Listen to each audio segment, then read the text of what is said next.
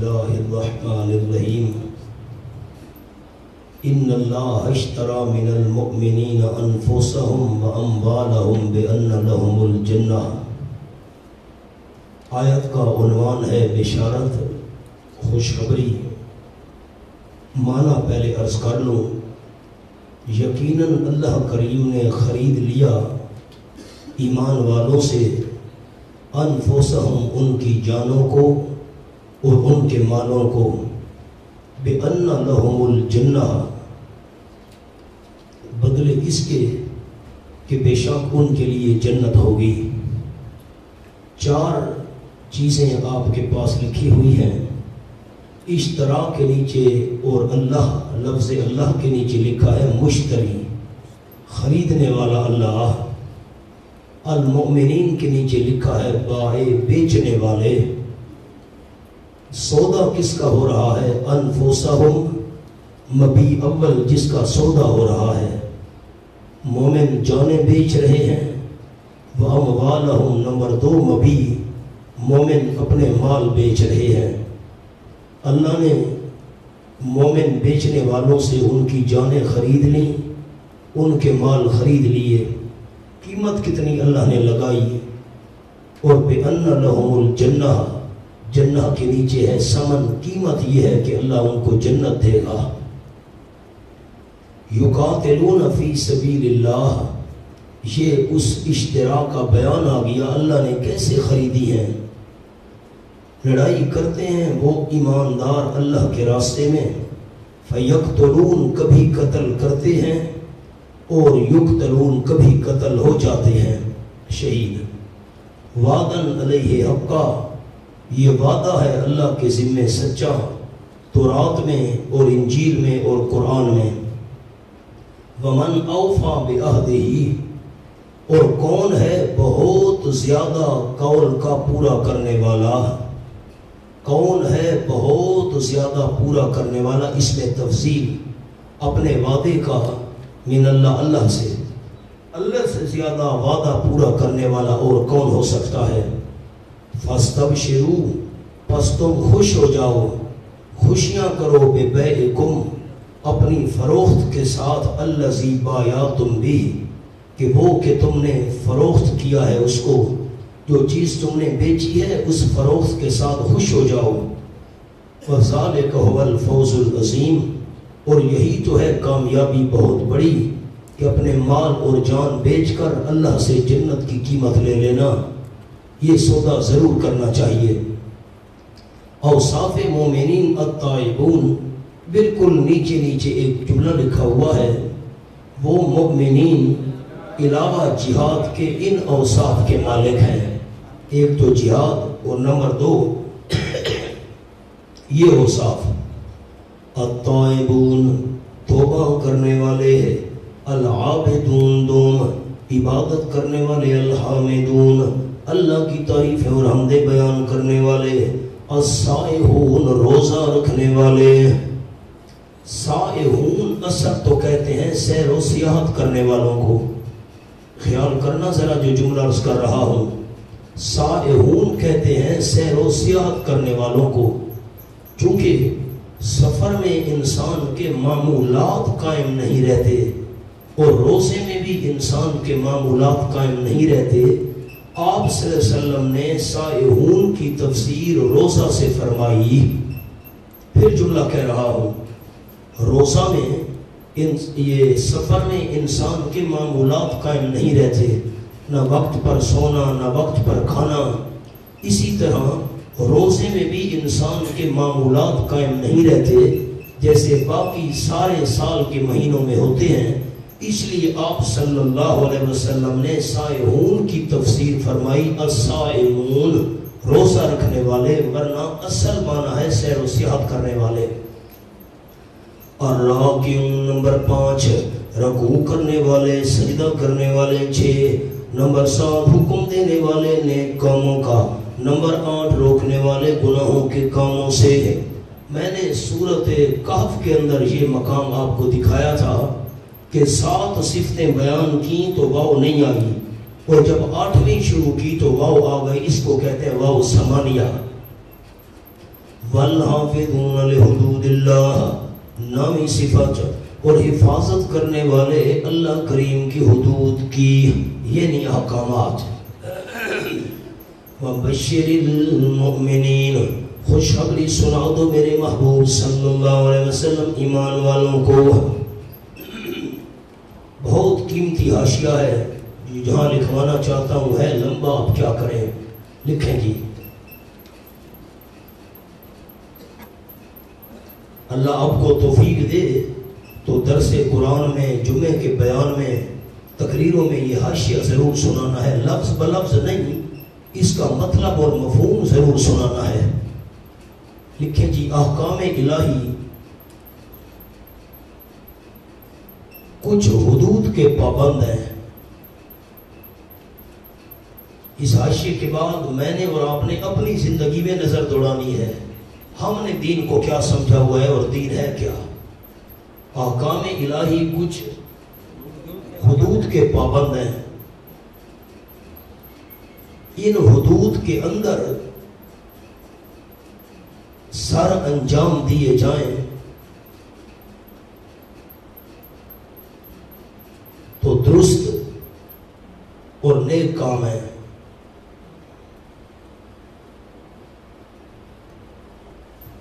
مثلاً تہجد،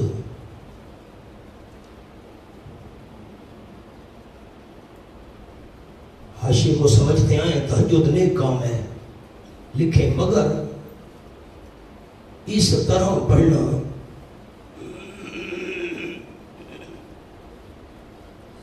کہ کسی کی نیند میں خلل ہو تو ناجائز ہے۔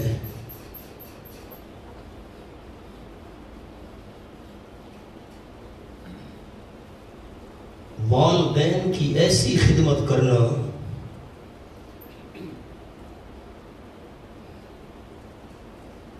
کہ بیوی بچوں کے حقوق پامال ہوں، جائز نہیں۔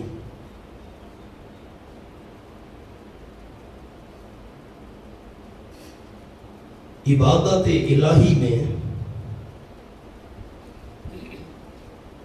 ایسی مشغولیت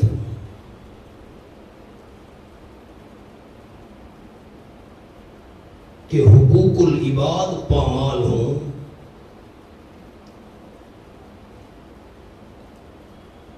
تو ایسی عبادت بھی ناجائز ہو جاتی ہے۔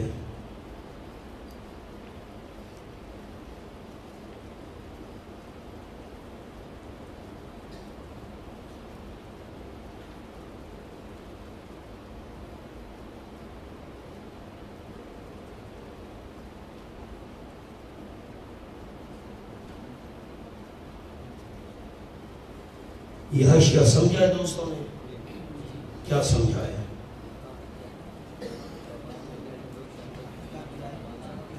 کیا سمجھا ہے؟ بندہ تہجد پڑھے اور دوسرے سونے والے کی نیند خراب ہو تو جائز ہے؟ اچھا، بندہ بیوی اور بچوں کی خدمت میں لگ جائے اور والدین کو بھلا دے تو یہ خدمت ثواب ہے؟ یا والدین کی ایسی خدمت کرے کہ بیوی بچے تڑپ رہے ہوں، یہ جائز ہے؟ یا بندہ اللہ کی عبادت میں مصروف ہو اور حقوق العباد ضائع ہو رہے ہوں، یہ عبادت جائز ہے؟ ہمارا حالات اور ماحول کیا ہے؟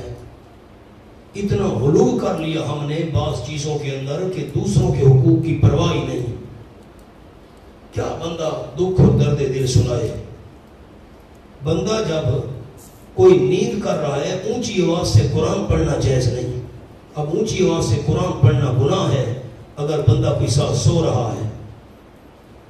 صبح کی نماز کا وقت تھا، جھنگ کے علاقے میں ہم رکے تو خطرہ تھا بھائی نماز کہیں ہماری صبح کی قضا نہ ہو جائے، تو وقت محدود بچا تھا تو ہم مسجد میں پہنچے۔ اب مسجد کے نمازی زور نماز ہم نہیں پڑھ سکتے تھے، کیا کریں، اور جگہ نہیں ہے، نہ قریب کوئی پیٹرول پمپ تھا کہ وہاں تک پہنچے تو نماز چلے جانے کا خطرہ تھا، بھائی مجبوری ہے، نماز کر رہے ہیں، ہم نماز نہیں پڑھ سکتے تھے، یہ عبادت ہے۔ دکھ ہوتا ہے مولانا، خدا کی قسم۔ اب سپیکر لگے ہوئے جی، اونچی آواز میں سپیکر، اور تراوی میں سپیکر کے اندر قرآن پڑھا جا رہا ہے اونچی آواز سے شبینہ پڑھا جا رہا ہے. لوگ بیچارے تڑپ رہے ہیں, مریض ہیں, دکھی ہیں, بیمار ہیں, پریشان ہیں. حافظ صاحب کو شوق ہے شبینہ سپیکر میں پڑھنا ہے. اب لوگ پریشان ہو رہے ہیں. یہ عبادت جائز ہے؟ یہ سارے ماحول کو دیکھو, فٹ کرو. قربان جاؤں آپ کی سیرت پر, خدا کی قسم ہم نے نماز روزہ بس ایک دو چیزوں کو دین سمجھا ہوا ہے. حضرت عائشہ رضی اللہ تعالیٰ فرماتی ہیں کہ جب آپ صلی اللہ علیہ وسلم رات کو تشریف لاتے یا تہجد کے لیے اٹھتے, اتنے آہستہ اٹھتے تھے ہمیں پتہ ہی نہیں چلتا تھا. وضو کیا, اب یہ سہولیات آج والی تو تھی نہیں, پانی بھرا, وضو کیا وغیرہ وغیرہ, تو ہمیں پتہ ہی نہیں چلتا تھا. اور ہم صوفی صاحب رات کو اٹھے, پہلے تو لوٹا کھٹکھٹایا, ٹھک ٹھک ٹھک ٹھک ٹھک, پتہ چلے کہ صوفی صاحب تہجد پڑھ رہا ہے. کیا حالات پوچھتے ہیں. دروازہ کھولیں گے ٹھا, جو سونے والے وہ پریشان. جب سو رہا ہے بندہ اونچی آواز سے قرآن پڑھنا گناہ ہے. جو سو رہا ہے تو دروازہ ٹھک ٹھک کرنا اور زور زور سے باتیں کرنا. اب مسجد میں طلبہ آرام کر رہے ہیں, مولوی صاحب تکرار کر رہا ہے, مولوی صاحب تلاوت کر رہا ہے, مولوی صاحب زور زور سے باتیں کر, یہ کیسے جائز ہو گیا؟ ہم بجائے ثواب کے گناہ لے کر جا رہے ہیں. کچھ آپ نے بات سمجھی ہے کہ نہیں سمجھی؟ ساری اپنی زندگی کو میں اور آپ دیکھیں کہ دین کیا ہے اور ہم نے کیا دین سمجھا ہوا ہے. والحافظون لحدود اللہ, کچھ حدود کے پابند ہے اللہ کے احکام. بڑا دکھ ہے خدا کی قسم. علماء نے مسئلہ لکھا ہے, جھاڑو ہے مشترکہ. اب گھر کے اندر جھاڑو پڑا ہے, اب جو جھاڑو رکھنے کی جگہ ہے, گھر کے ایک بندے نے جھاڑو اٹھایا صفائی کی کمرے کی, اور اگر اسی جگہ جھاڑو نہیں رکھا جہاں رکھنے کی جگہ ہے, سب گھر والوں کو پتہ ہے کہ جہاں پر جھاڑو رکھا جاتا ہے, دوسرا بندہ آیا کمرے کی صفائی کرنی تھی, جھاڑو وہاں نہیں پڑا, اس کو تلاش کرنے میں تکلیف ہوئی, پہلے بندے کا گناہ لکھا گیا. چھوٹی سی ایک چیز ہے مشترکہ, جہاں رکھنی تھی وہاں نہیں رکھی, دوسرے کو تکلیف ہوئی تلاش کرنے میں, اس پہلے بندے کا گناہ لکھا گیا. ہم نے اس کو دین سمجھا ہی نہیں. ہائے کیا کریں. ما کان للنبی والذین آمنوا ان یستغفروا للمشرکین. اب لطف تو آتا ہے, سریکی میں مانا کرو. ایک گل آپ صلی اللہ علیہ وسلم نال ڈھک دی نہیں, یہ بات آپ کے ساتھ نہیں سچتی, نہیں مناسب نبی کریم صلی اللہ علیہ وسلم کے لیے اور ان کے لیے جو ایمان لے آئے. کیا ان یستغفروا للمشرکین, کہ بخشش مانگیں واسطے مشرکین کے, نہ ہی از استغفار مشرکین. جنازے کی بات نہیں ہو رہی, استغفار کی بات ہو رہی ہے. اب سریکی والوں کو جملہ سناؤں. جنازت ساتھی کیا کہتے ہیں ہمارے حضرت, وہ ہم جنازے میں گئے نا, تو جب وہ دعا مانگنے لگے ہم ایک طرف کھڑے ہو گئے نکل کر, ہم نے دعا نہیں مانگی. اصل کام تقیدی کھڑوتے ہو جنازے والا, نہیں سمجھ آئی. اصل کام تو کیا ہے جنازے کا, اللہم اغفر لہ, تم دعا نہیں مانگی جی, ہم باہر نکل کر کھڑے ہو. دعا مشرک کے لیے مانگی ہوئی ہے, استغفار کیا ہوا ہے, جنازہ پڑھے گی, دعا نہیں مانگی, ادھر نکل کر کھڑے ہو گئے. واہ بھائی واہ. تڑی پھوڑی کے بن کے نہیں آکھنا اللہ جھلیس. اب پتہ نہیں سریکی والوں نے یہ بات سمجھی ہے کہ نہیں. یہاں ہمارے علاقے کے ہیں, وہ بندہ فوت ہو گیا نا, تو وہاں جب بندہ تعزیت کے لیے جائے تو وہاں یہ الفاظ نہیں کہہ سکتا اللہ اس کو بخشے, جنازہ تو دور کی بات ہے, چلو وہاں جا کر نہیں, اپنے گھر کے اندر بھی نہیں کہہ سکتا اللہ اس کو بخشے جس کی موت شرک پر آئی ہے. جنازہ تو بڑی بات ہے. پتہ نہیں بات سمجھی بھی ہے کہ نہیں. وَلَوْ كَانُوا أُولِي قُرْبَىٰ, اگرچہ ہوں وہ مشرک قریبی رشتہ دار, مِن بَعْدِ مَا تَبَيَّنَ لَهُمْ, بعد اس کے کہ واضح ہو چکا ہے ان کے لیے, أَنَّهُمْ أَصْحَابُ الْجَحِيمِ, کہ یقیناً وہ جہنمی ہیں, یعنی شرک پر مرے ہیں. حاشیہ دیکھ لو آیت کا. وَالْآيَةُ عَلَى الصَّحِيحِ نَازَلَتْ فِي أَبِي طَالِبٍ, روح المانی. اور صحیح بات یہ ہے کہ یہ آیت ابو طالب کے حق میں نازل ہوئی. وَالْآيَةُ عَلَى هَذَا, اور آیت اس بات پر دلیل عَلَى أَنَّ أَبَا طَالِبٍ مَاتَ كَافِرًا, ابو طالب کافر ہو کر مرا تھا. وَهُوَ الْمَعْرُوفُ مِن مَذْهَبِ أَهْلِ السُّنَّةِ وَالْجَمَاعَةِ, اہل سنت والجماعت کے مذہب میں یہ بات مشہور و معروف ہے. اس کی موت کفر پر آئی تھی, یہ اس کے بارے میں اتری ہے. وما كان استغفار ابراہیم لأبیہ، جواب سوال مقدر کہ ہمیں منع کیا جا رہا ہے لیکن ابراہیم علیہ السلام نے مشرک باپ کے لیے دعا کیوں مانگی؟ ہاں وہ بھی تو مشرک تھا۔ سورۃ مریم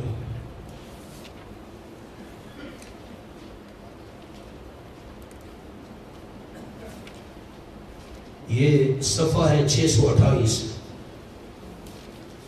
قال سلام علیک ساستغفر لک ربی انہ کان بی حفیہ، حضرت نے فرمایا آخری سلام ہو تجھ پر، سلام متارکت 10 قسموں میں سے ایک قسم آخری سلام چھوڑنے والا۔ ساستغفر لک ربی، ان قریب میں بخشش مانگوں گا تیرے لیے اپنے رب سے، یقیناً ہے وہ میرے ساتھ بڑا مہربان۔ سورۃ الشعراء۔ واغفر لأبی انہ کان من الضالین، صفحہ 752۔ واغفر لأبی، اور بخشش فرما میرے ابا جان کی، انہ کان من الضالین، وہ شرک والے کینسر کا مریض ہے، یقیناً ہے وہ گمراہوں میں سے۔ کیوں بخشش مانگی ابراہیم علیہ السلام نے؟ آؤ جی جواب۔ وما كان استغفار ابراہیم لأبیہ، نہیں تھا بخشش مانگنا ابراہیم علیہ السلام کا اپنے والد کے لیے، الا مگر ام موعدۃ، بوجہ ایک وعدے کے، عن بوجہ علت وقوع، کیوں یہ استغفار واقع ہوا؟ بوجہ ایک وعدے کے، وعدہ ایاہو، وعدہ کیا تھا ابراہیم علیہ السلام نے اس کا اس ابا جان سے، فلما تبین لہ، علت جواز یعنی اس کے دوستی ہونے کے علم سے قبل تھا، ابھی پتہ نہیں تھا، دعا مانگتے رہے۔ فلما تبین لہ انہ عدو للہ، جبکہ بعد واضح ہو گئی حضرت ابراہیم علیہ السلام کے لیے کیا؟ یقیناً وہ دشمن اللہ کریم کا، تبرأ منہ، دشمن ہونے کا کیا معنی؟ یعنی شرک پر مرا ہے تو تبرأ منہ، بیزار ہو گئے ابراہیم علیہ السلام اس سے۔ علت وعدہ، کیوں وعدہ کیا تھا بخشش مانگوں گا؟ ان ابراہیم لأوّاہ حلیم، یقیناً ابراہیم علیہ السلام بڑے نرم دل تھے، بڑے تحمل اور حوصلے والے تھے، جلدی انتقام لینے والے نہیں تھے۔ خلاصہ کیا نکلا؟ ابراہیم علیہ السلام باپ کے لیے بخشش کی دعا مانگتے رہے، لیکن اس وقت جب تک ان کو پتہ نہیں تھا، جب پتہ چل گیا کہ اس کی موت شرک پر آئی ہے تو دعا مانگنی چھوڑ دی۔ ہم وانا سمجھ گا مسئلہ؟ جو زندہ مشرک ہے اس کے لیے بخشش کی دعا مانگنا جائز ہے۔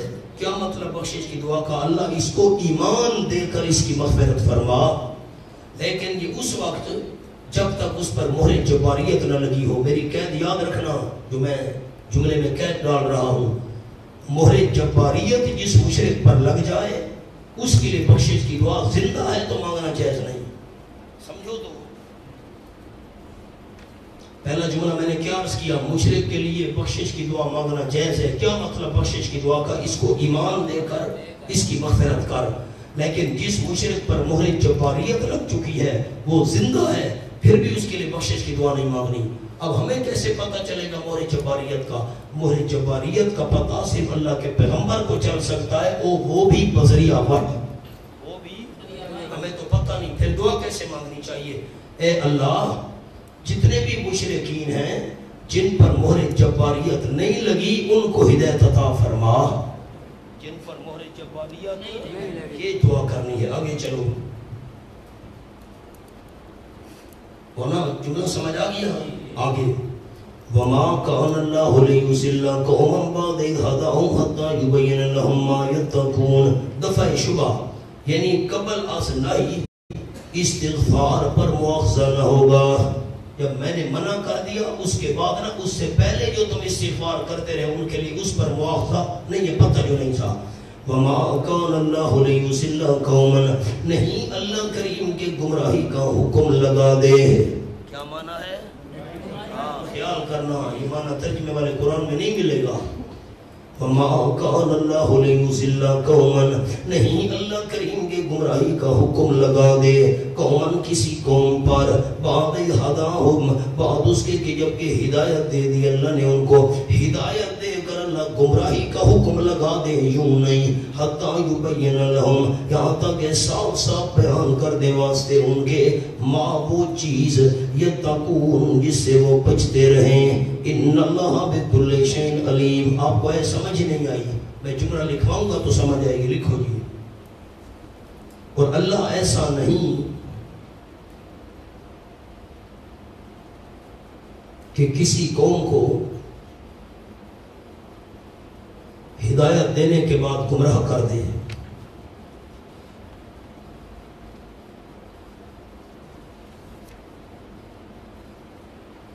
جب تک ان پر یہ بات واضح نہ کرنی ہو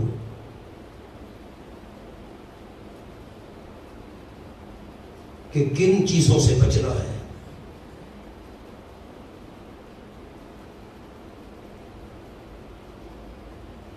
ان اللہ لہ ملک السماوات والارض، تاکید نہیں، نہ بخشش مانگنا نہ مانگنا، کیوں؟ یقینا اللہ کریم واسطے اس کے بادشاہی آسمانوں کی اور زمین کی۔ کیا ربط آیت کا؟ تاکید نہیں کا کیا معنی؟ اگر استغفار کیا نہیں کے بعد تو عذاب بھی دے سکتا ہے، نہیں کے بعد استغفار کیا تو عذاب بھی دے سکتا ہے، کیونکہ آسمان و زمین کی بادشاہی کا مالک ہے، جان ڈالتے اور جان نکالتا ہے۔ وَمَا لَكُم مِّن دُونِ اللَّهِ مِن وَلِيٍّ وَلَا نَصِيرٍ، یعنی نہیں کے بعد، جملہ تو دیکھو، فتح جنگ سر ہلا دیا، جملہ دیکھے نہیں ایسے ہلا دیا، میں کیا کہہ رہا ہوں، جملہ کیا لکھا ہوا ہے؟ یعنی نہیں کے بعد اگر استغفار کی، کیا جملہ ہے؟ کس لفظ کو آپ نے کاٹا ہے؟ تاکید کو کاٹنا ہے۔ یعنی نہیں کے بعد اگر استغفار کی تو تمہارا کوئی ولی نصیر نہ ہوگا، نہیں ہوگا وہاں سے تمہارے اللہ کریم کے علاوہ کوئی حمایتی اور نہ کوئی مددگار۔ میں نے فرق بھی کیا تھا، ولی جو مصیبت آنے نہ دے، نصیر جو آئی ہوئی مصیبت کو ٹال دے۔ لَقَدْ تَابَ اللَّهُ عَلَى النَّبِيِّ وَالْمُهَاجِرِينَ وَالْأَنصَارِ، سبحان اللہ، البتہ تاکہ مہربانی کی اللہ نے۔ توبہ کا معنی لکھیں، توبہ مراد نہیں ہے کوئی صحابہ سے غلطی تو نہیں ہوئی تھی، یا معاذ اللہ نبی پاک صلی اللہ علیہ وسلم سے تو کوئی کمی بیشی نہیں ہوئی تھی کہ توبہ والا معنی کرو۔ بشارت برائے مجاہدین تبوک، البتہ تاکہ ایک مہربانی کی اللہ کریم نے نبی صلی اللہ علیہ وسلم پر۔ کون سی مہربانی؟ نبوت و امامت جہاد۔ بہت لکھو، ساتھی لفظ دیکھتے نہیں وہ لکھیں گے کیا؟ نبوت والی مہربانی ایک، جہاد کے امام آپ تھے، امامت والی مہربانی دو، نبوت و امامت جہاد۔ مہاجرین اور انصار پر بھی اللہ نے مہربانی کی، کیسے؟ کہ جہاد میں مستقیم رہے۔ الذی، وہ مہاجرین و انصار صفت، اتبعوا فی ساعۃ العسرا، جنہوں نے پیروی کی آپ صلی اللہ علیہ وسلم کی مشکل کی گھڑی میں۔ کتنا مشکل وقت تھا تبوک کا، کھجوریں تیار ہیں اور گرمی کا موسم ہے وغیرہ۔ من بعد ما کاد یزیغ قلوب فریق منہم، اللہ قربان جاؤں، من بعد ما، اللہ نے مہربانی کی نبی پر، مہاجرین و انصار پر جو مشکل کھڑی میں آپ کے پیچھے چلے، من بعد اس کے، کاد یزیغ قلوب فریق منہم، قریب تھے کہ پھر جائیں دل ایک جماعت کے ان میں سے، پھر جائیں، یزیغ کا معنی ٹیڑھے والا نہیں کر رہا، پھر جائیں لکھا ہوا ہے آپ کے پاس جملہ، پھر جائیں دل ایک جماعت کے ان میں سے، قریب تھا کہ دل پھر جائیں، لیکن اللہ نے مہربانی کی، دلوں کو سنبھال لیا۔ نیچے بڑا قیمتی جملہ ہے، قریب وسوسہ ہوئے لیکن وسوسہ ہوا نہیں تھا، وسوسہ آنے والا تھا، میں نے وسوسہ ان کے دلوں میں نہیں آنے دیا۔ ثم تاب علیہم، پھر رجوع فرمایا اللہ نے ان پر، ان کو سنبھال لیا۔ علت، یقیناً اللہ کریم ان کے ساتھ نرمی کرنے والا ہے، رحم کرنے والا ہے۔ مقام حل نہیں ہوا، لکھو میں نے جملہ، کادا یزیغ ہوگا۔ گرم موسم اور تکلیف سفر کی وجہ سے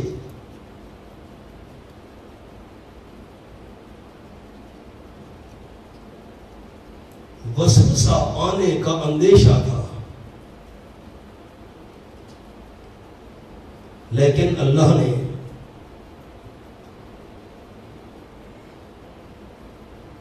دلوں کو سکون و اطمینان اور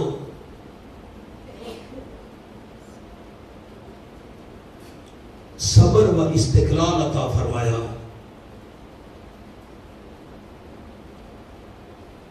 اب مقام حل ہو گیا. گرم موسم اور تکلیف سفر کی وجہ سے وسوسہ آنے کا اندیشہ تھا. اللہ نے دلوں کو سکون و اطمینان اور صبر و استقلال عطا فرما دیا. وَعَلَى الثَّلَاثَةِ الَّذِينَ خُلِّفُوا صفحہ 418 آخری 3 سطریں. وَآخَرُونَ مُرْجَوْنَ لِأَمْرِ اللَّهِ بیان حالت مومنین متخلفین. قسم نمبر 2 جنہوں نے ستونوں سے باندھا تھا ابو لبابہ والی جماعت اور 3 بندے یہ. وَعَلَى الثَّلَاثَةِ الَّذِينَ خُلِّفُوا تابع اس کے ساتھ لگے گا. البتہ تاکید تاب اللہ علی الثلاثہ یوں عبارت تھی بوعطفہ ہے. اور اللہ نے مہربانی فرمائے ان 3 بندوں پر الذین خلفوا جو پیچھے کیے گئے تھے. کس سے پیچھے کیے گئے تھے؟ اوپر لکھو از قبول توبہ. جلدی جلدی از قبول توبہ. توبہ کی قبولیت سے پیچھے کیے گئے تھے. ان کی توبہ مؤخر کر دی گئی تھی. حتی اذا ضاقت علیہم الارض یہاں پریشانی کی نوبت یہاں تک پہنچی یہاں تک کہ جب تنگ ہو گئے ان کے اوپر زمین بیمارہ ہو باوجود فراخ ہونے کے بڑی فراخ ہونے کے باوجود زمین تنگ ہو گئی. وضاقت علیہم انفسہم اور تنگ ہو گئے ان کے اوپر ان کے دل. وظنوا انہوں نے یقین کر لیا بمان الیقین اللہ ملجا من اللہ الا الیہ کہ نہیں کوئی جائے پناہ اللہ کی گرفت میں سے الا الیہ مگر سوائے اسی اللہ کی طرف کے.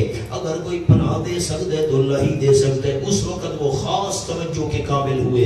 ثم تاب علیہم پھر خاص توجہ فرمائی اللہ نے ان پر لیتوبوا تاکہ آئندہ بھی رجوع کرتے رہیں.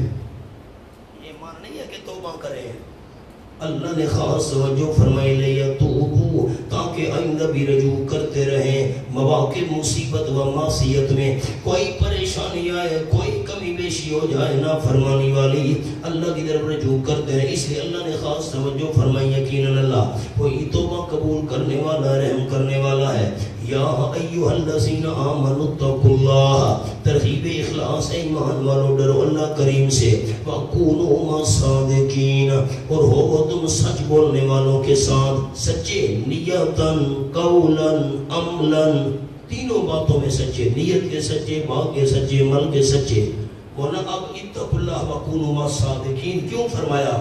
ان 3 صحابہ کی توبہ قبول ہوئی تقوی اور صدق کی وجہ سے. فرمائے ایمان والو تقوی اور صدق نہیں چھوڑنا.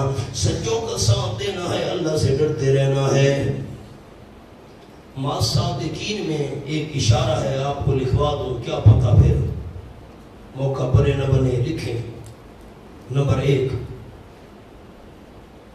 قیامت تک سچے لوگ مسلمانوں میں رہیں گے.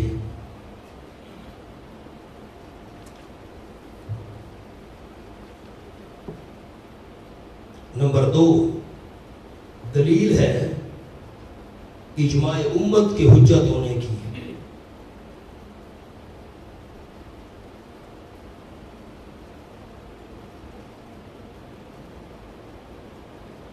کس بات کی دلیل ہے؟ اجماع امت کے حجت ہونے کی کہ سب مسلمان گمراہی پر جمع نہیں ہو سکتے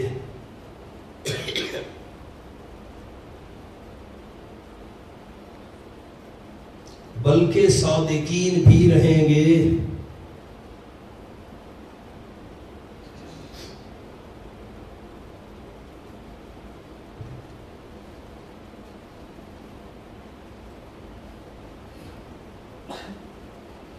چلو جی ایک آپ کے پاس نمبر 1 حاشیہ بھی ہے کونوا مع الصادقین پر. غزوہ تبوک میں سچوں سے تخلف کی وجہ سے یہ خرابی آئی آئندہ احتیاط کرنا.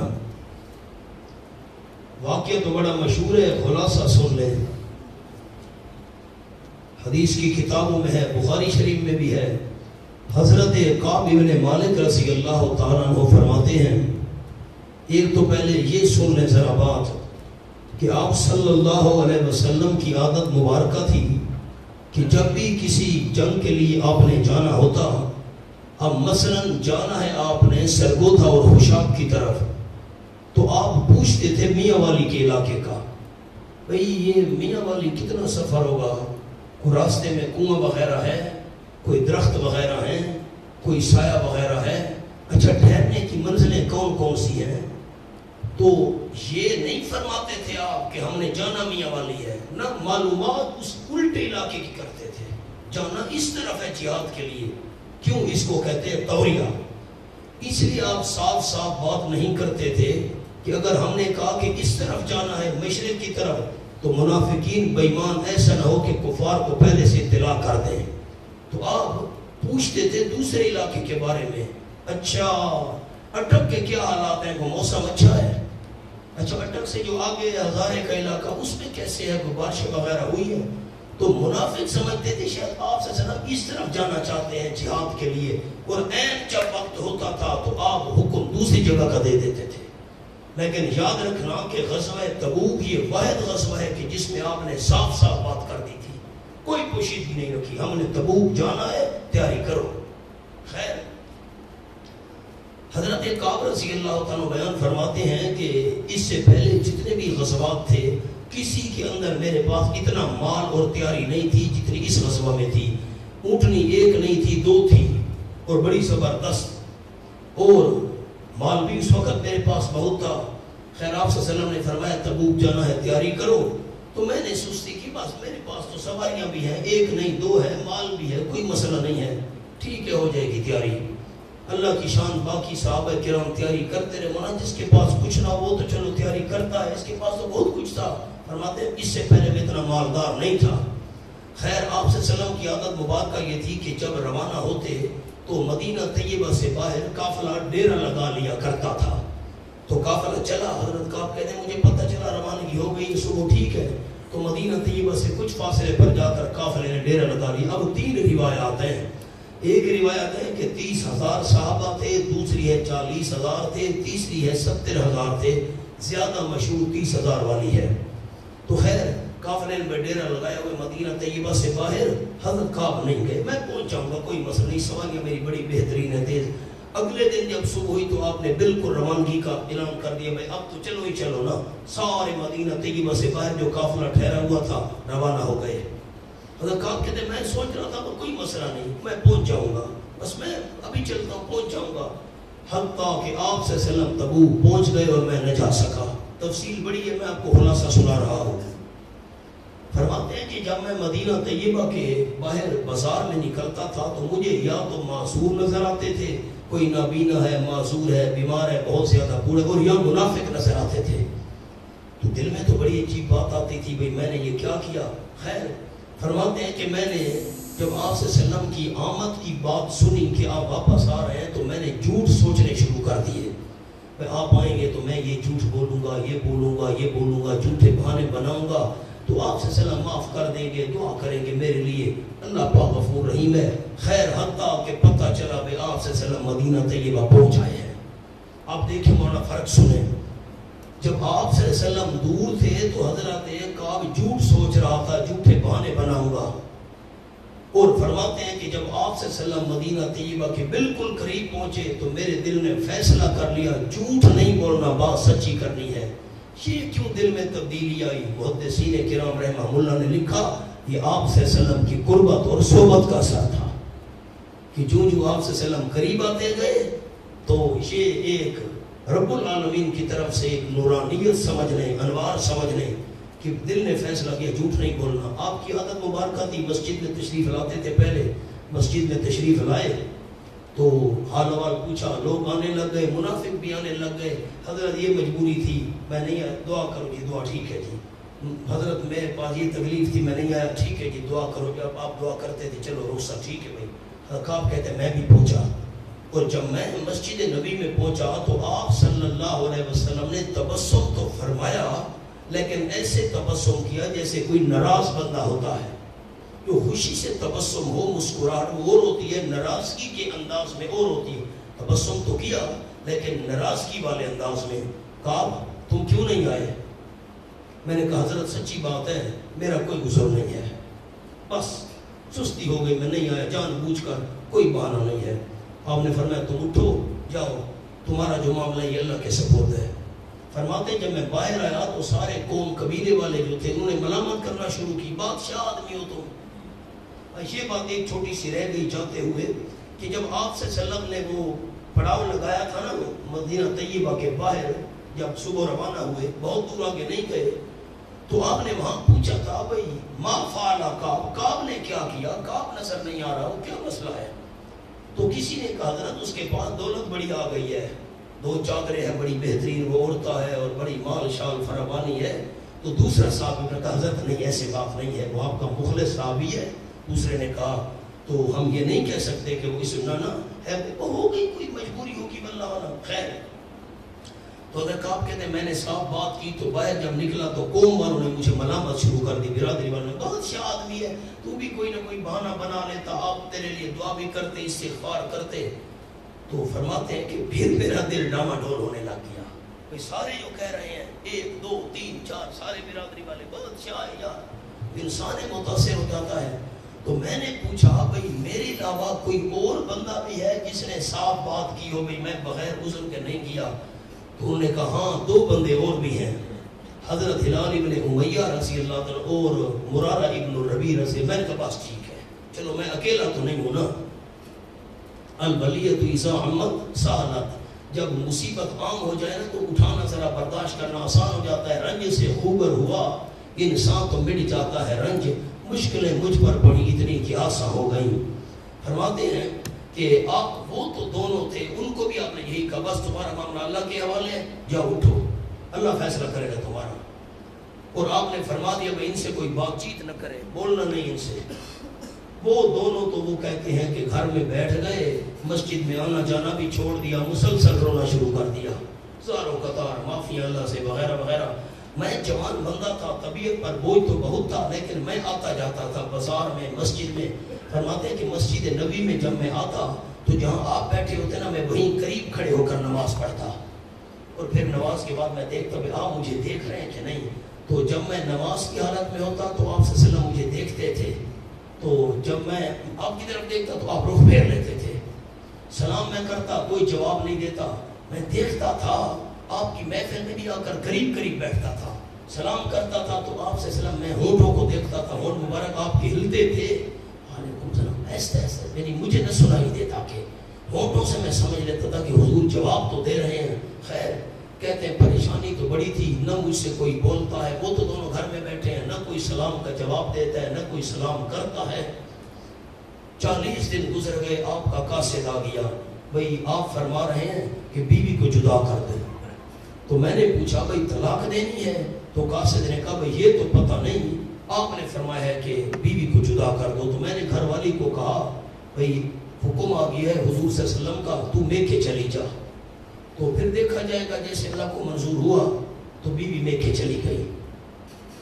تو حضرت ہلال کی رضی اللہ عنہ کی گھر والی وہ آپ کی خدمت میں پہنچی. حضرت وہ تو بوڑھے آدمی ہیں اور خدمت کرنے والا کوئی نہیں ہے، اگر آپ مہربانی فرمائیں پیغام ان تک بھی پہنچا تھا بیویوں کو الگ کر دو، تو اگر آپ اجازت دیں تو میں ان کی خدمت کرتی رہوں. آپ نے فرمایا جماع نہیں کروانا. ایسا نہ ہو کہ انہوں نے کہا نہیں حضرت وہ تو اس قابل ہی نہیں ہے، زیادہ عمر کا ہے، یہ صورت نہیں، باقی خدمت آپ کو باقی خدمت کر سکتی ہو. خیر حضرت کعب رضی اللہ عنہ کہتے ہیں کہ میرا چچا زاد بھائی تھا ابو قتادہ رضی اللہ عنہ، اور مجھ سے بڑی محبت کرتا تھا، میری بھی بڑی محبت تھی اس سے. اس کا بالکل باغ تھا میرے قریب. ایک دن میں نے دیوار پھلانگی، اس کے باغ میں جا پہنچا. تو ابو قتادہ کو میں نے کہا السلام علیکم، جواب نہیں دیا. پھر میں نے کہا السلام علیکم، جواب نہیں دیا. تیسری بار میں نے کہا جواب نہیں دیا. فرماتے میری طبیعت پر اتنا بوجھ آیا تو میں نے کہا ابو قتادہ کیا تجھے علم نہیں ہے کہ میں مخلص مسلمان ہوں اور میں منافق نہیں ہوں اور تو میرے حالات سے واقف نہیں ہے؟ تو حضرت ابو قتادہ نے صرف ایک جملہ کہا اللہ عالم، یہ اللہ کو بہتر پتہ ہے. فرماتے ہیں مجھے بڑا دکھ ہوا کہ دیکھو چچا ساتھ بھائی اور یہ حال میرے سلام کا جواب دینے کے لیے تیار نہیں. میں نے دیوار پھلا کی, گھر میں آ گیا, بس دن رات رونے والا کام ہے. آتا جاتا تو تھا, باہر جوان تھا. ہائے ہائے. فرماتے ہیں ایک دن میں بازار میں بیٹھا ہوا تھا تو ایک کسان تھا, یہ دیہاتی, وہ پوچھتا پھر رہا تھا بھئی کعب تم میں سے کون ہے رضی اللہ تعالیٰ. تو لوگوں نے اشارے سے بتایا کہ وہ ہے. میرے پاس آیا, مجھے رکا دیا, شام کے بادشاہ کا, عیسائی کا. اس میں رکے میں لکھا ہوا تھا ہم نے سنا ہے کہ تیرے صاحب نے, ساتھی نے, آپ صلی اللہ علیہ وسلم تیرے ساتھ بڑا ظلم کیا ہے, تو ہمارے پاس آ, ہم تجھے عہدہ دیں گے, بڑی عزت اور اکرام تیرا کریں گے. فرماتے ہیں جب میں نے سنا, اللہ پہلے کیا تھا اور اب دل کی کیفیت کیا ہو گئی کہ اب غیر مسلم مجھ پر یہ امیدیں لگانے لگ گئے, مشرک اور کافر. تو میں نے اس رکے کو ٹکڑے ٹکڑے کر کے تندور کے اندر آگ میں ڈال دیا. کسان کو کہا یہ تیرا جواب ہے. خیر فرماتے ہیں میں گھر میں آیا, اب اتنی تکلیف ہوئی, ساروں قطار اللہ کے سامنے رونا اور عاجزی اور اللہ مہربانی کر. تو فرماتے ہیں رات کا وقت تھا, آپ صلی اللہ علیہ وسلم حضرت ام سلمہ رضی اللہ تعالیٰ کے حجرہ میں تھے. اللہ نے یہ آیات نازل کی. تو ام سلمہ حضرت کا آپ کی رشتہ دار تھی, آپ کی اہلیہ. تو رات کا وقت تھا تو ام سلمہ نے کہا حضرت اطلاع بھیج دوں, بھئی یہ لوگوں کو بتا دوں. اور میں نہیں ابھی نہ بتاؤ, رات کا وقت ہے, تکلیف ہوگی, لوگ اٹھیں گے, آنا جانا بھاگم دوڑ, یہ شروع ہو جائے گا معاملہ.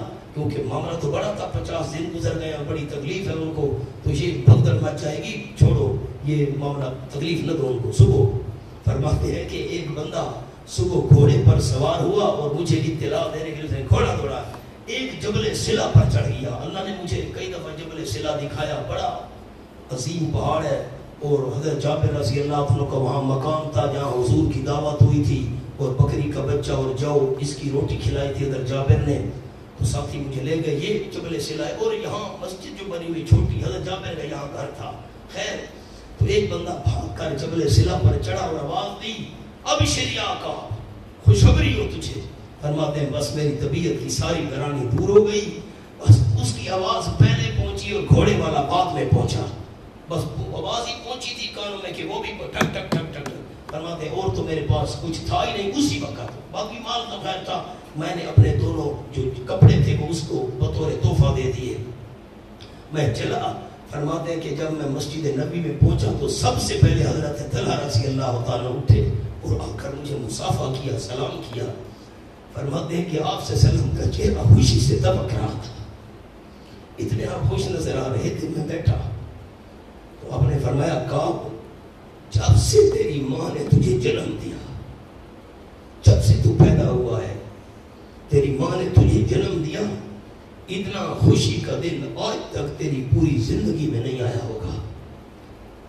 تو فرماتے میں حضرت طلحہ کا احسان نہیں بھولوں گا. سب سے پہلے اٹھ کر انہوں نے مجھے مبارک دی. میں نے کہا حضرت جتنا میرا مال ہے میں اللہ کے نام پر خرچ کرنا چاہتا ہوں, نہ دنیا ہوگی نہ اس کی طرف توجہ ہوگی. تو میرے دل میں یہ تھا سواریاں ہیں, میں پہنچ جاؤں گا. اس کا مطلب ہے کہ تھوڑی سی انسان کی نظر اسباب کی طرف گئی, کتنا بڑا امتحان آیا. آپ کو مولانا بات یاد نہیں رہی کل والی,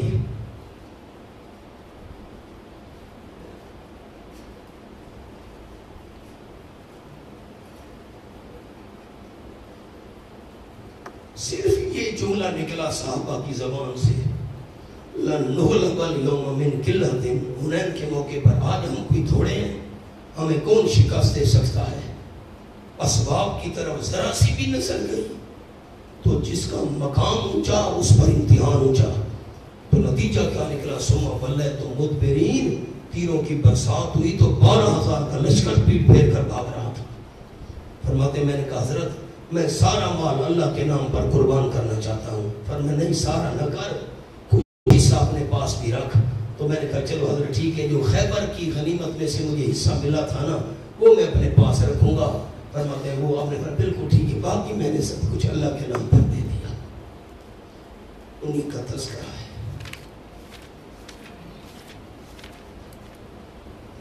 ایک اور بات بھول گئی ہے,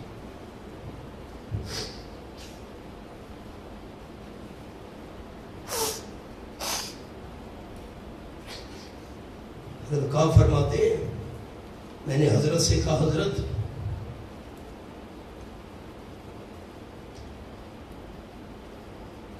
یہ اللہ نے میری توبہ سچ کی وجہ سے قبول کی ہے، میں آج وعدہ کر رہا ہوں جتنی بھی میری زندگی باقی ہے میں جھوٹ نہیں بولوں گا، کیونکہ سچ کی وجہ سے اللہ نے یہ مہربانی کی ہے، میں نے سچ بولا تھا۔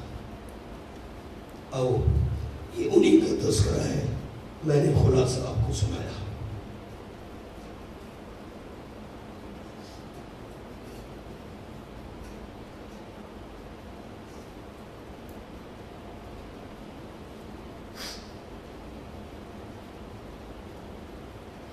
تو قصے سنانے کا مقصد یہ ہے یا آیات کا کہ ہم ایک کان سے سنیں دوسرے سے نکال دیں۔ ہم نے کیا کیا مولانا زندگی میں، ہم اللہ کو کیا منہ دکھائیں گے؟ نہ جھوٹ چھوڑا، نہ غیبت، نہ گلا، نہ جھوٹی قسمیں، دوسروں کے حقوق پامال کیے، دوسروں کے ساتھ ظلم، زیادتی، دکھ، پریشانی، پڑوسی ہم سے تنگ ہیں، ساتھ بیٹھنے والے ہم سے پریشان ہیں، معاملات کے ہم غلط ہیں۔ ہم نے کیا کیا؟ صرف نماز وہ بھی ٹوٹی ٹوٹی، اور روزہ وہ بھی کمزور سا اللہ کے سامنے، اسی کو دین سمجھ لیا بس۔ نیچے پڑھیں ما کان لأہل المدینہ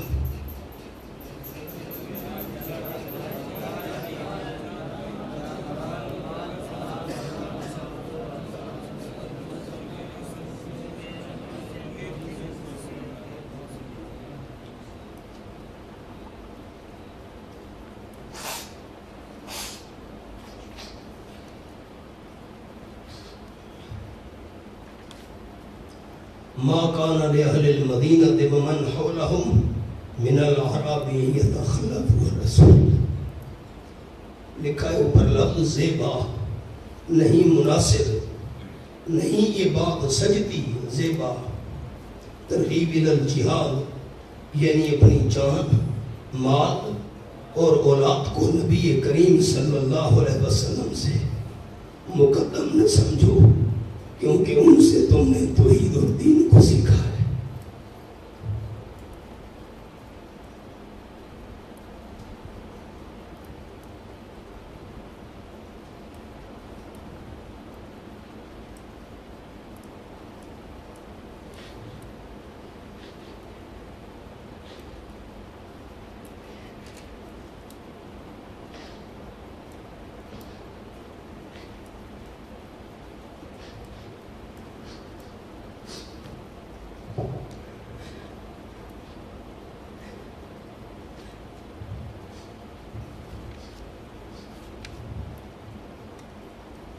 نہیں مناسب مدینہ والوں کے لیے اور جو ان کے آس پاس ہیں دیہاتیوں میں سے ان یتخلفوا رسول اللہ، کہ وہ رہ جائیں رسول اللہ صلی اللہ علیہ وسلم کا ساتھ دینے سے۔ رسول کے نیچے لفظ لکھا ہوا ہے ساتھ دینے سے، دینے کا لفظ لکھ لیں۔ ما کان لأہل المدینہ ومن حولہم من الاعراب، نہیں زیبا نہیں مناسب واسطے مدینے والوں کے اور جو ان کے آس پاس ہیں دیہاتیوں میں سے، ان یتخلفوا الرسول اللہ، کہ وہ پیچھے رہیں اللہ کے رسول صلی اللہ علیہ وسلم سے، ساتھ دینے سے پیچھے رہیں۔ ولا یرغبوا بانفسہم، اور نہ زیادہ چاہیں اپنے آپ کو، بانفسہم کا معنی کیا، نہ زیادہ چاہیں وہ اپنی جانوں کو یعنی اپنے آپ کو، ان نفسہی آپ صلی اللہ علیہ وسلم کی ذات سے، نبی کی ذات سے اپنی جانوں کو زیادہ چاہیں، یہ بات تو نامناسب ہے۔ نیچے جملہ لکھا ہوا ہے کہ آپ صلی اللہ علیہ وسلم تکلیف میں اور یہ آرام میں، آپ صلی اللہ علیہ وسلم تکلیف میں ہوں اور یہ لوگ آرام میں ہوں، یہ بات کیسے مناسب ہے؟ ذالک بأنہم لا یصیبہم ظمأ ولا نصب۔ دوسرا حاشیہ لکھا ہوا ہے یعنی علاوہ ادائے حق محبت رسول اللہ صلی اللہ علیہ وسلم کے مجاہدین کو قدم قدم پر ثواب بھی ملتا ہے. ایک تو آپ کا حق ہے کہ پیچھے نہیں رہنا چاہیے، اور پھر ثواب بھی ہے نا. ذالک علت، یہ اس وجہ سے بِأَنَّهُمْ، ان کو پیچھے نہیں رہنا چاہیے آپ صلی اللہ علیہ وسلم سے. ذالک کا مطلب عرض کر رہا ہوں، آپ صلی اللہ علیہ وسلم سے پیچھے نہیں رہنا چاہیے. اپنی جانوں کو نبی صلی اللہ علیہ وسلم سے مقدم نہیں رکھنا چاہیے. کیوں؟ اس وجہ سے بِأَنَّهُمْ بَسَبَبِيَّا، یقیناً وہ لا يُصِيبُهُمْ ظَمَأٌ، نہیں پہنچتی ان کو کوئی پیاس. ظمأ پیاس نہیں پہنچتی ان کو پیاس. ولا نصب، اور نہ سختی و محنت. ولا مخمصۃ، اور نہ بھوک اللہ کے راستے میں.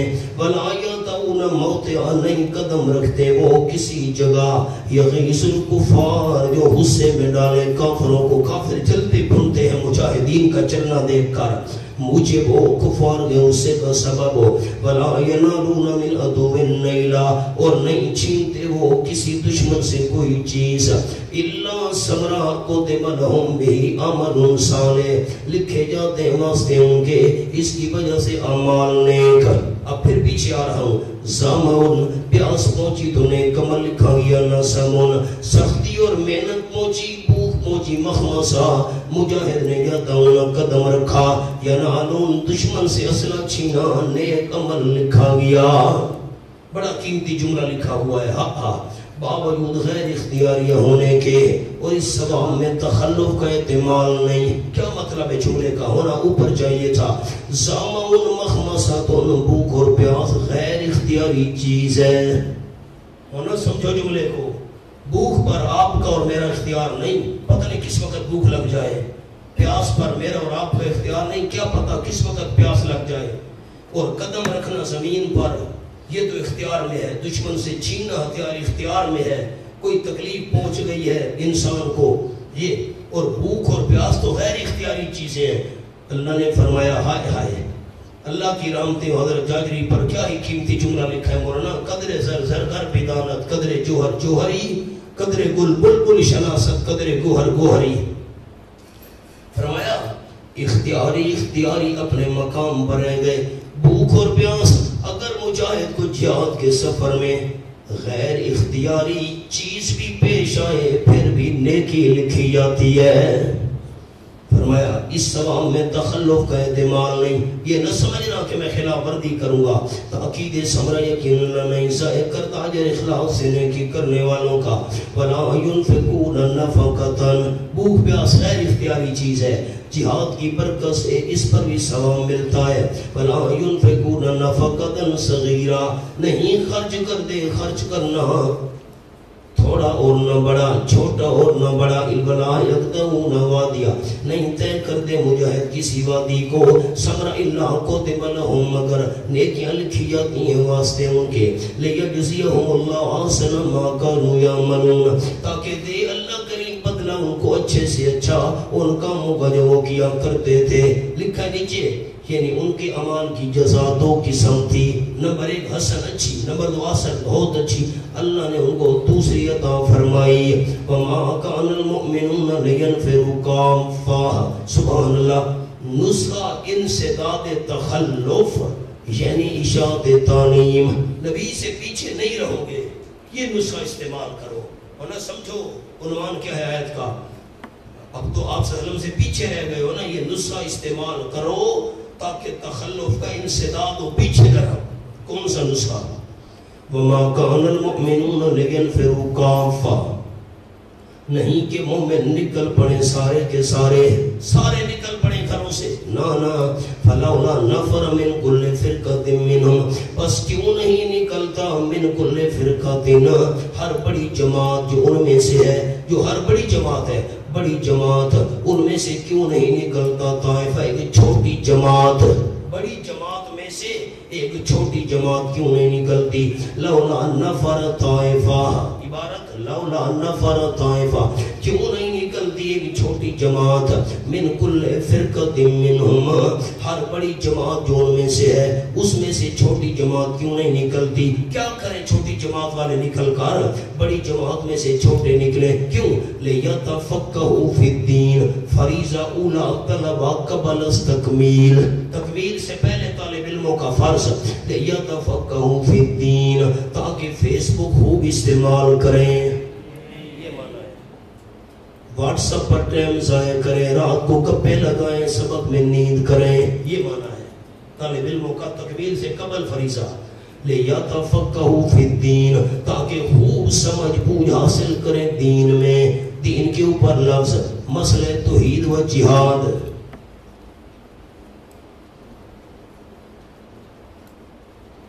آپ نے کیا بات سمجھی ہے؟ سارے نکل پڑے ہیں اور چپ کر گئے ہو. سارے نکل پڑے علم حاصل کرنے کے لیے، جہاد کا مسئلہ، توحید کا مسئلہ سیکھنے کے لیے ایک چھوٹی جماعت نکلے. وَلِيُنذِرُوا قَوْمَهُمْ، فریضہ ثانیہ بعد تکمیل. جب تکمیل کر لیں، عالم بن جائیں، مسئلے سمجھ لیں. وَلِيُنذِرُوا قَوْمَهُمْ، اب ٹیوشنیں پڑھائیں. یہ معنی ہے. اسکول ٹیچر بنے. یہ معنی ہے. پھر داڑھی چھوٹی کرا دیں، سر سے ٹوپی اتار دیں، کپڑا ٹخنوں سے نیچے ہو. یہ معنی ہے. وَلِيُنذِرُوا، یہی معنی ہے. پھر آگے چلو. اِذَا رَجَعُوا إِلَيْهِمْ، یہ معنی ہے لِيُنذِرُوا قَوْمَهُمْ. ہائے ہائے کیا کیا باتیں سناؤں. ہونا جب میں نے تفسیر کا سبق شروع کیا، 3.5 سال سب کا تفسیر میں نے استادوں سے پڑھی، تو ایک سکول ٹیچر تھے، وہ تو عام آدمی تھے، اسلامیات ٹیچر تھے، عالم نہیں تھے. تو انہوں نے استادوں کو کہا ہوا تھا کہ جب آپ ترجمہ شروع کرائیں نا اور تفسیر، تو میں بھی آؤں گا، کوئی وقت ایسا مقرر ہو. تو انہوں نے کہا ہوا تھا، میں نے بھی کہا. تو استادوں نے فرمایا ٹھیک ہے جی.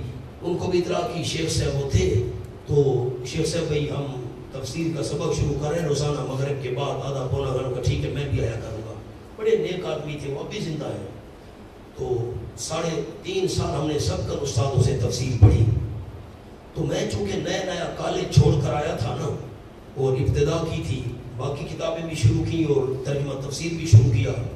تو میں نے شیخ صاحب کو ایک دن کہا، کچھ عرصہ گزرا، مہینہ 2 4 5 6 اب یاد نہیں وقت کتنا گزرا. میں نے کہا شیخ صاحب بس یہ ایک بچگانہ سی بات کہ جب میں مولوی بن جاؤں نا تو میرے نیچے گاڑی ہونی چاہیے، آپ دعا کریں. مجھے آج تک یاد ہے شیخ صاحب نے کہا میں یہ دعا نہیں کرتا. میں حیران ہو گیا. شیخ صاحب کمال ہے بھائی، آپ نیک آدمی ہیں، دعا نہیں. گاڑی نیچے ہونے کی 3 صورتیں ہیں. میں نے کہا وہ کیسے؟ یہ میں سبق میں سنایا کرتا ہوں ہر سال دوستوں کو کسی نہ کسی موقع پر. یہ تو ابھی یاد آئی ہے یہاں بات. شیخ صاحب نے کہا کہ بندہ ڈرائیور بن جائے تو گاڑی نیچے ہوگی، اپنی ذاتی ہو پھر بھی گاڑی نیچے ہوگی. میں یہ دعا کرتا ہوں کہ جب تو مولوی بن جانا تو ایئرپورٹ سے نکل تو لوگ گاڑیاں لے کر کھڑے ہوں.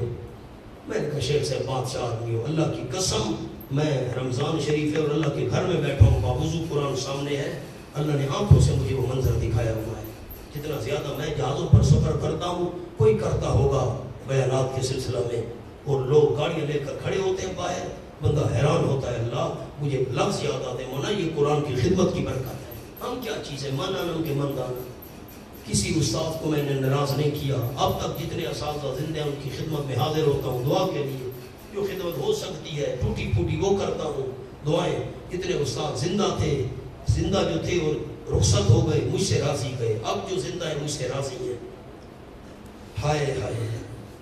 تو استاد ہمارے شیخ الحدیث اور بڑے ہی بزرگ، بڑے ہی نیک حضرت مولانا قاضی عبدالرحمن صاحب سیدھا مجدہ، میں ہر سال جاتا ہوں دورہ تفسیر سے پہلے دعا کرانے گوجرانوالہ. تو ہر سبق میں ہفتہ 10ویں دن 15ویں دن 4تھے 5ویں دن گئے بگائے یاد کراتے تھے، فرماتے تھے دین کا کام کرنا اللہ دنیا بھی دے گا. آنکھوں سے ہم نے یہ دیکھا ہے. ہائے ہائے دین دین ہے مولانا، دین دین ہے. وَلِيُنذِرُوا قَوْمَهُمْ إِذَا رَجَعُوا إِلَيْهِمْ فَرِيضَةٌ ثَانِيَةٌ بَعْدَ تَکْمِیل. اور چاہیے کہ ڈرائیں اپنی قوم کو إِذَا رَجَعُوا إِلَيْهِمْ، جب واپس ان کی طرف، لَعَلَّهُمْ تاکہ وہ قوم والے يَحْذَرُونَ بچ جائیں برے کاموں سے، بوجہ ان کی تبلیغ کے حکمت انذار. لَعَلَّهُمْ يَحْذَرُونَ تاکہ وہ بھی بچ جائیں برے کاموں سے بوجہ ان کی تبلیغ کے. سبحان اللہ. اب جہاد وغیرہ اور مسئلہ توحید وغیرہ یہ سیکھنا ہے تو سارے نہ نکلے ہیں، طائف ایک چھوٹی جماعت نکلے، اب سب کے نکلنا، یہ نکلو سارے نکلو، مولوی صاحب نمازیں پڑھا رہا ہے، درس دے رہا ہے، تدریس کرے، نکلو بھائی نکلو، یہ کام چھوڑو۔ اس کا مطلب ہے کہ یہ دین کا کام نہیں، کچھ آپ نے بات نہیں سمجھی میری، یہ دین کا کام نہیں جو ہم کر رہے ہیں، یہ دین کا کام نہیں۔ نیلوی صاحب رحمہ اللہ فرماتے تھے، ہنستے بھی تھے، بندہ آیا، حضرت وہ آپ نے دین سیکھا ہے؟ اللہ کے راستے میں نکلے ہیں، میں 40 سال ہو گئے قرآن و سنت پڑھا رہا ہوں، نہیں پھر آپ نے دین تو نہیں سیکھا۔ اندازہ لگاؤ، انا للہ و انا الیہ راجعون۔ آؤ، یا ایھا الذین آمنوا قاتلوا الذین یلونکم من الکفار۔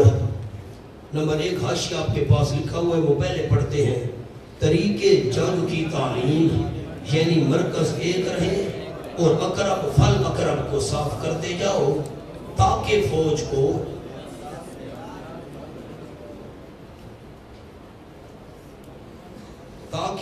کو مرکز سے امداد لینے میں سہولت ہو۔ پہلے قریبی یہ صفائی کرتے جاؤ۔ یا ایھا الذین آمنوا، اے ایمان والو، یاد مضامین سورۃ اجمالاً، قاتلوا الذین یلونکم من الکفار، یاد دعوی سورۃ، لڑائی کرو ان لوگوں سے، یلونکم من الکفار، جو قریب ہیں تمہارے کافروں میں سے۔ سورۃ کے اختتام پر دہرایا دعوے کو، یلونکم جو تمہارے نزدیک ہے، من الکفار کافروں میں سے، نزدیکی کافروں سے لڑائی کرو۔ وَلْيَجِدُوا فِيكُمْ غِلْظَةً، اور چاہیے کہ پائیں وہ تم میں درشتی، جہاد کے علاوہ تم میں درشتی بھی ہونی چاہیے، اور تمہیں پتہ ہونا چاہیے ان اللہ مع المتقین، یقیناً اللہ کریم متقین کے ساتھ ہے، یعنی اس کی امداد۔ غلظہ سے کیا مراد ہے؟ درشتی پائیں وہ تمہارے اندر۔ کافر سامنے لکھے جملہ، جرأت و شجاعت، جرأت و شجاعت اور صبر و استقلال۔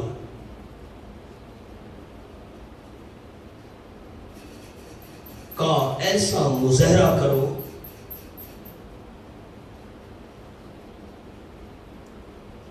کہ ان پر رعب چھا جائے۔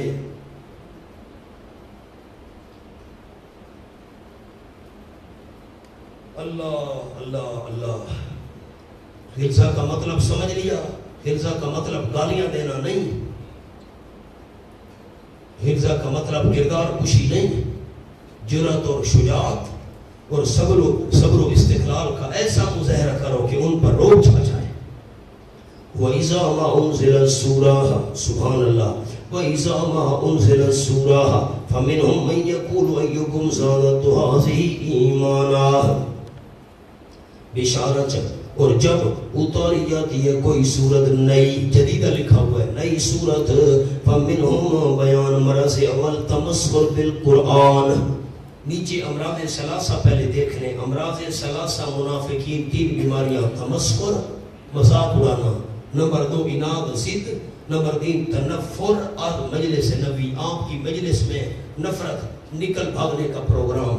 فرمایا فَمِنْهُم مَّن يَقُولُ، نئی صورت اتاری جاتی ہے، بس کچھ ان میں سے وہ ہیں، کون؟ مَن يَقُولُ، جو کہتا ہے تمسخراً، مذاق کرتے ہوئے، کس کو کہتا ہے؟ غرباء مسلمین کو۔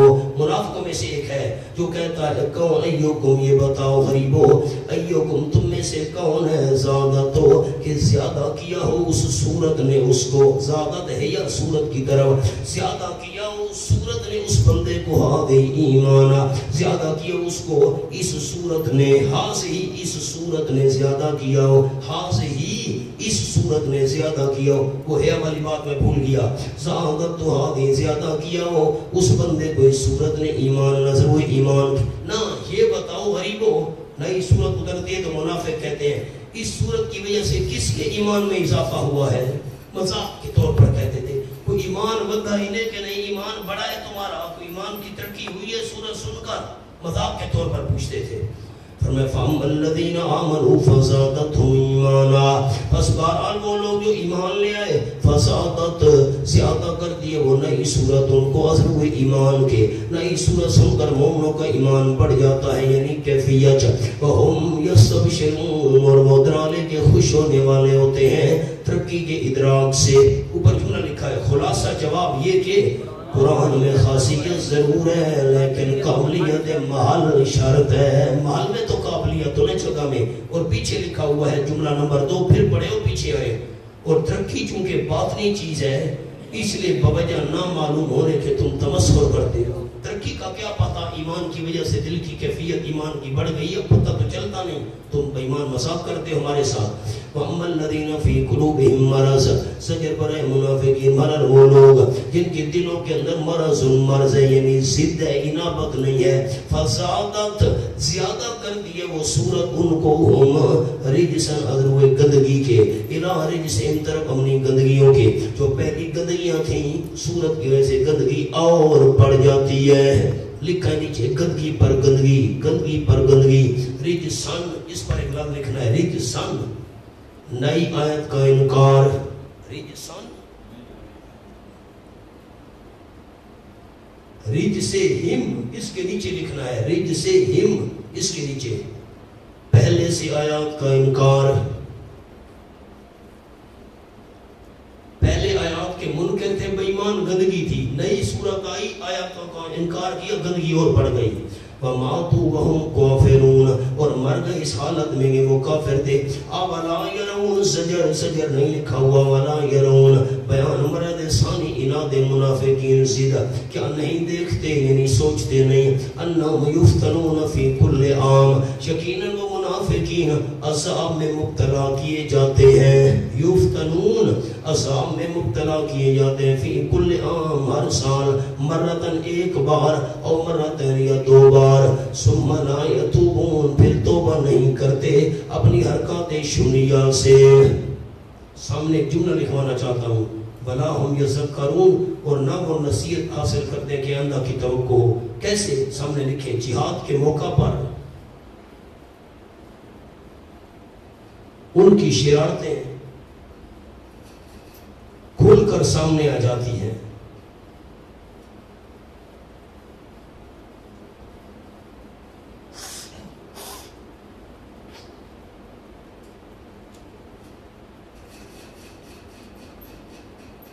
اور ذلیل و خوار ہو جاتے ہیں۔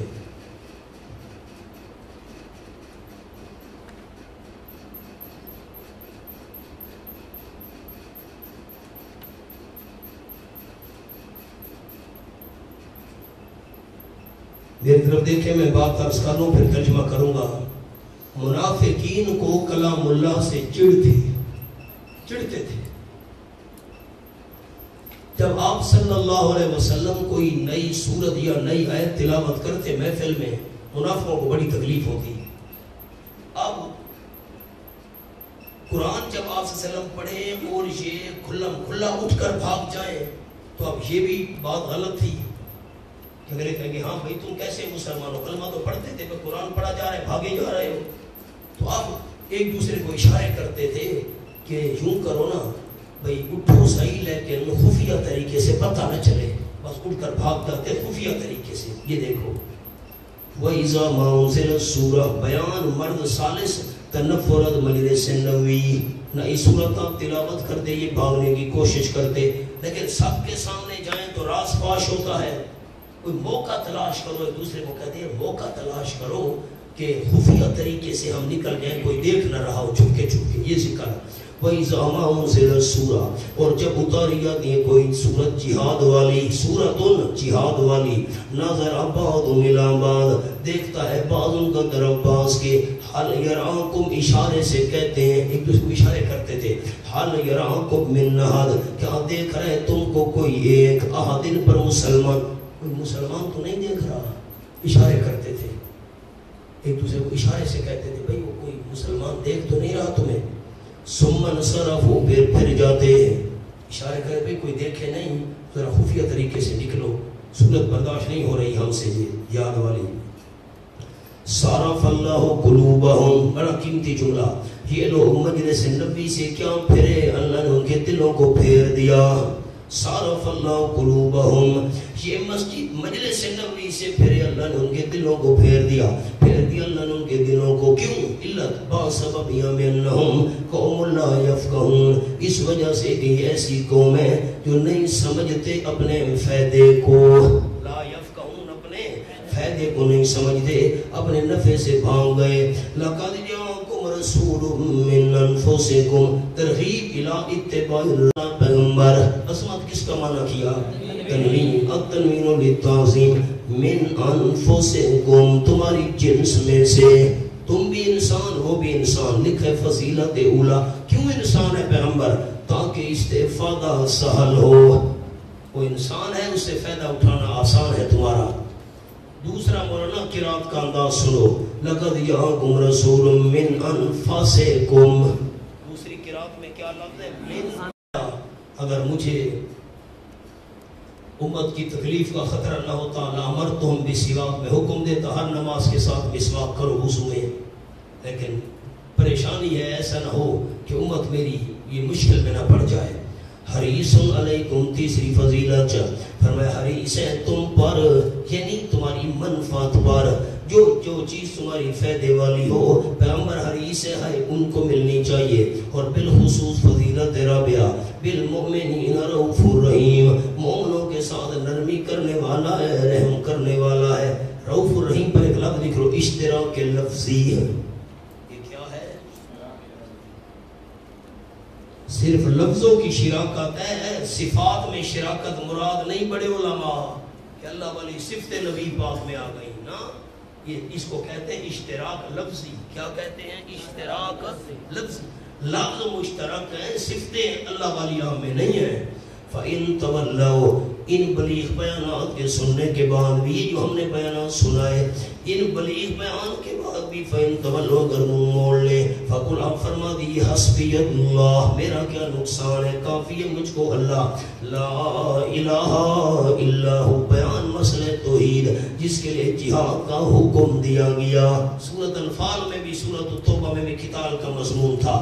اس مسئلے کے لیے لا الہ الا، نہیں کوئی عبادت کے لئے سجدے طواف منت منوتی پھیرے نظر و نیاز، نہیں کوئی غیبانہ پکار کے لے، نہیں کوئی بیٹے بیٹیاں دینے والا، نفع نقصان کا مالک، نہیں کوئی ڈوبتی کشتیاں پار لگانے والا، کھوٹی قسمت کو کھڑا کرنے والا. اللہ سوائے اس اللہ کے، علیہ توکل دو، اسی ہی پر میں نے بھروسہ کیا. اللہ علی غیر ہی، اس کے کسی غیر پر نہیں. وہ رب العرش العظیم، اور اللہ مالک کے بڑے عرش کا. رب کا معنی کیا مالک کے بڑے عرش کا. تو باقی اشیاء کا بدری کے اولاد. اور نادران، آپ کے پاس قرآن ہے پچھلے سال والا، اس پر نشانیاں لکھی ہوئی ہیں، 63 نشانیاں اس پر لکھی ہوئی ہیں. میں وہ قرآن پاک اپنا وہ جنازے کی اطلاع ملی تو قرآن رہ گیا مجھ سے جس پر نشانیاں تھیں.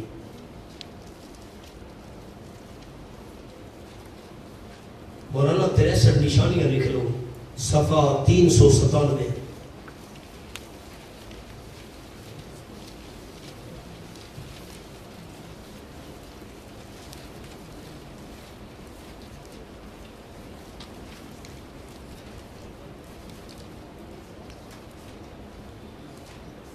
منافقین کی 63 نشانیاں، یہ 397 صفحے پر آخری 2 سطریں دیکھیں نا جی. اس ساقل تم ایک،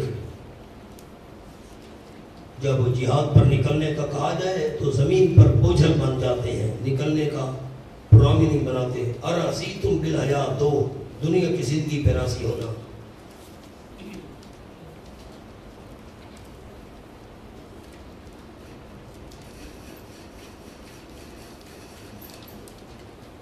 صفحہ 399 تیسری سطر، لو کان ارسن قریباً 3.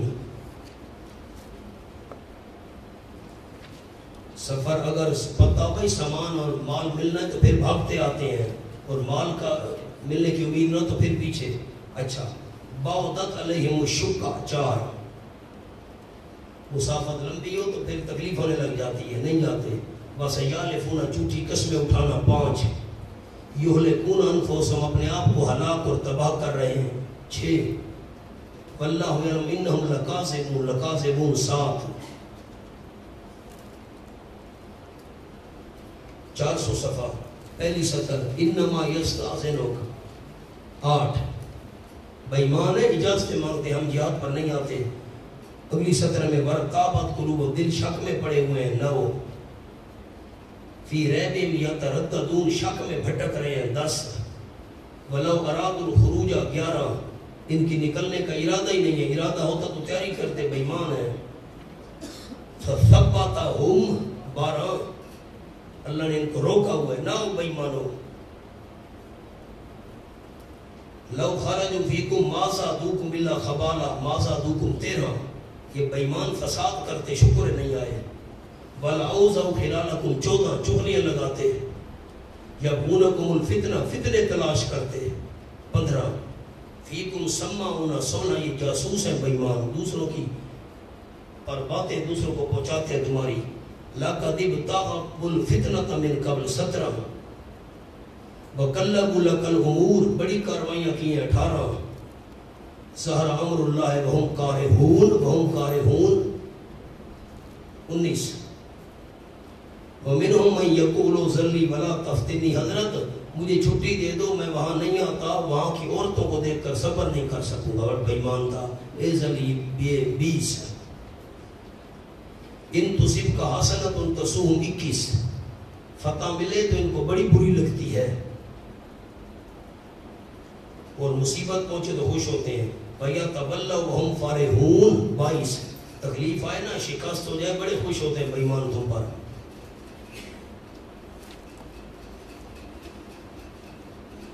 اگلا صفحہ 402 انفقوا طوعا او کرہا لن یتقبل منکم 23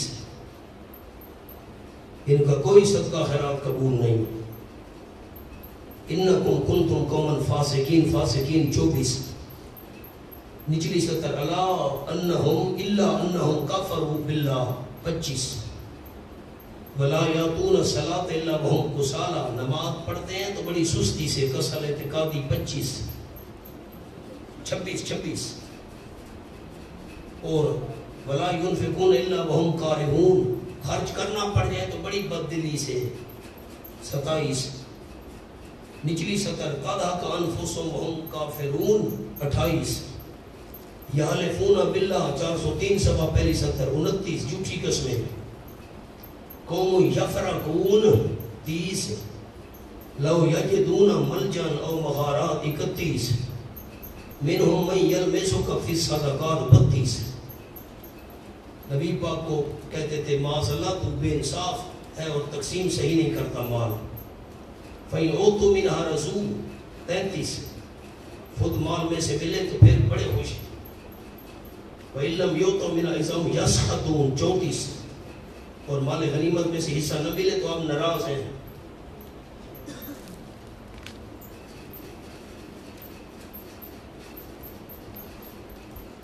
اگلا صفحہ جی یہ 404 صفحہ منہم الذین یؤذون النبی نبی کو تکلیف دیتے بے ایمان 35 نیچے آؤ یحلفون باللہ لکم لیرزوکم 36 تمہیں راضی کرنے کے لیے جھوٹی قسمیں. اگلا صفحہ 405 یحذر المنافقون 37 کوئی صورت نازل ہو تو بڑے ڈرتے ہیں بے ایمان صورت پسند ہی نہیں ان کو. قل استہزئوا 38 مذاق کرتے ہیں. نیچے آؤ انما کنا نخوض ونلعب معاذ اللہ کل جملہ آپ کو لکھوایا بھی تھا سنایا بھی تھا کہ منافق جا رہے تھے کہتے تھے یہ نبی شام اور روم کے قلعوں کے خواب دیکھ رہے قلعے فتح کرے گا. جب بلایا گیا تو یہ ہم تو جی گپ شپ کر رہے تھے تاکہ سفر دے ہو جائے. بے ایمان یہ ہو گیا 39 نخوض ہو. لا تعتذروا 40 نیچے 70 میں ہے 40 جھوٹے بہانے بنانے ہیں.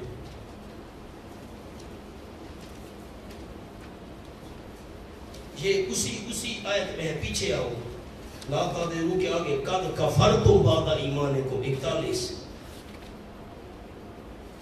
اگلا صفحہ 406 یہ تیسری سطر ہے یامرون بالمنکر گناہوں کا حکم دینا 42 ینہون عن المنکر نیکی سے روکنا 43 یکبسون ایدیہم ہاتھوں کو بند کرنا، بخل 44، نسوا اللہ اللہ کو بھول جانا 45۔ صفحہ 407 پر آئیں جی۔ یہ چوتھی سطر میں خذ تم 46، بےہودہ بکواس کرنے۔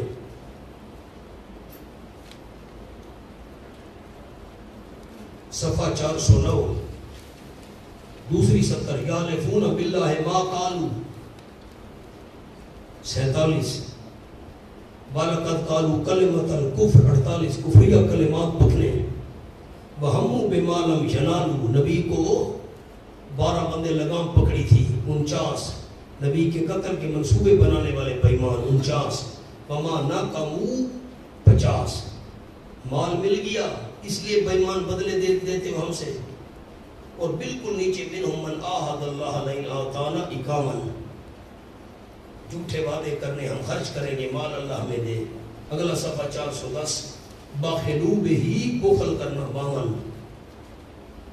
درمیان میں آ جائیں الذین یلمزون المتبعین، تو صحابہ زیادہ دیں تو کہتے ہیں یہ دکھلاوا کرتے ہیں، کوئی تھوڑا دے تو کام تشریح کرتے ہیں 53۔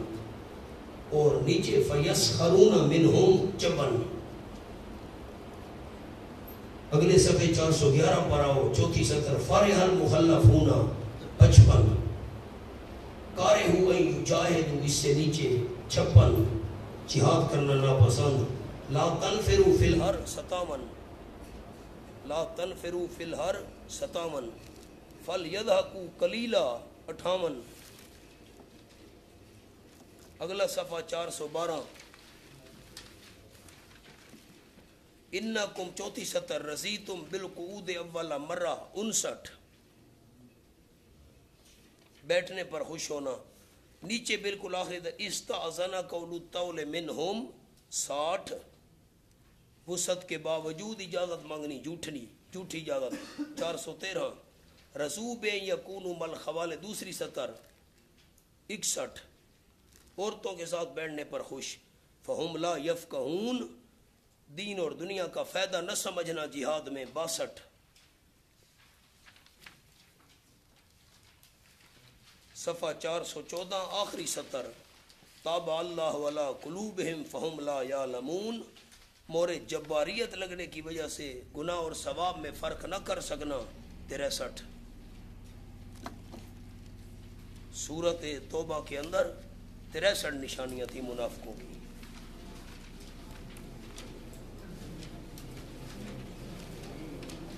الحمدللہ رب العالمین۔